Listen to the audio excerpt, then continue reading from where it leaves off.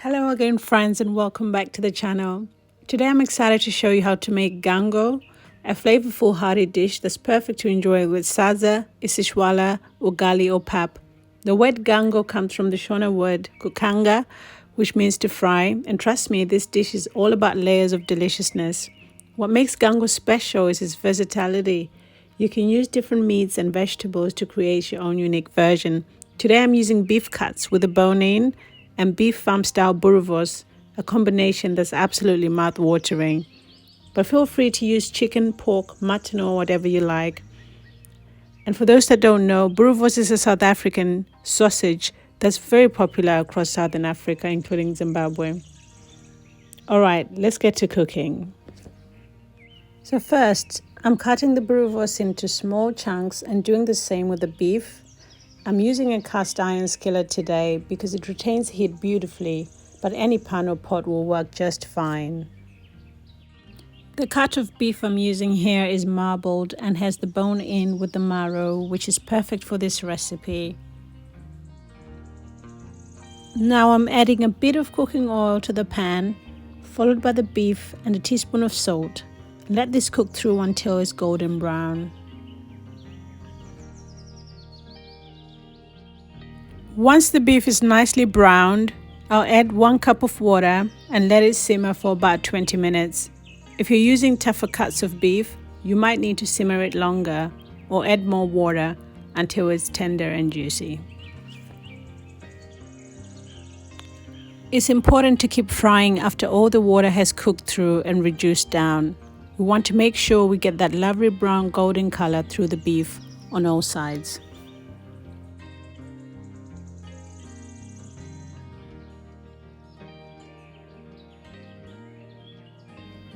Whilst the beef is cooking through, it's the perfect time to cut my cabbage greens into thin slices.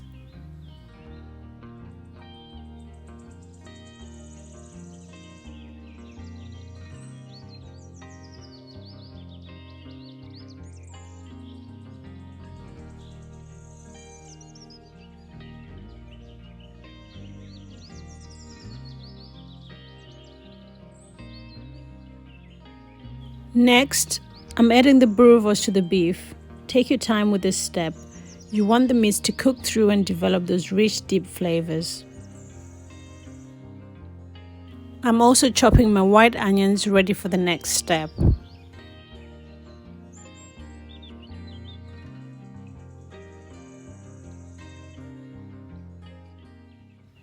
Now that our beef and burritos combination is cooked through, we can continue frying them together for more flavor profiles and color.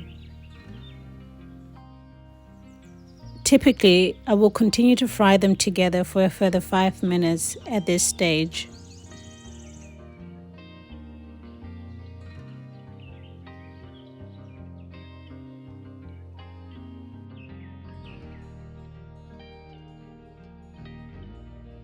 Now, I'm adding a teaspoon of medium curry powder and the chopped onions.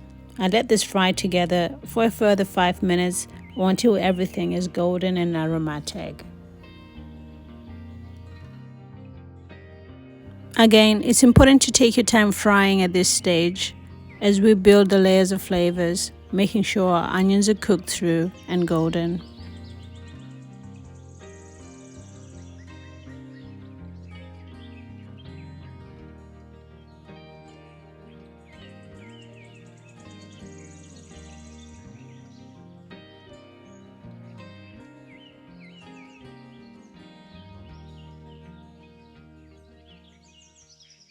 It's time to add the tomatoes. You can use fresh tomatoes, tin tomatoes, or tomato puree like I'm using here. Let this simmer on medium heat for about 10 minutes to let the flavors meld together.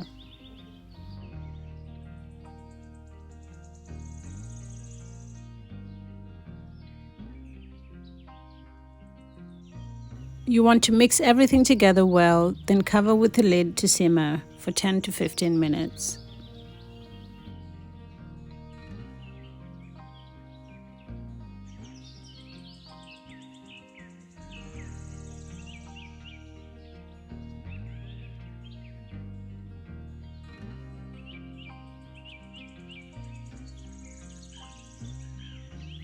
For the vegetables, I'm using green cabbage leaves, but you can use any brassicas or cabbage you like.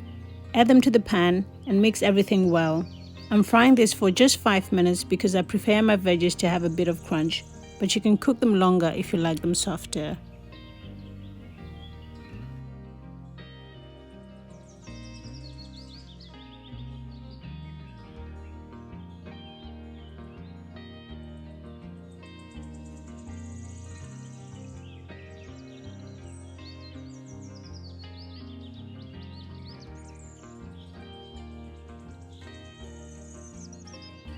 And that's it.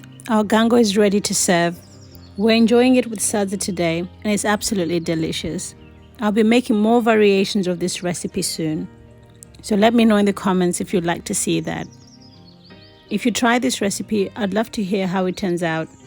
And for our many subscribers from other African countries, do you have a similar recipe in your home nation? What do you call it at home?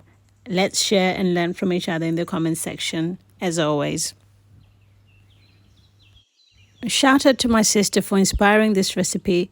It's been on my radar for a while, and her version reminded me recently to bring this recipe to the channel.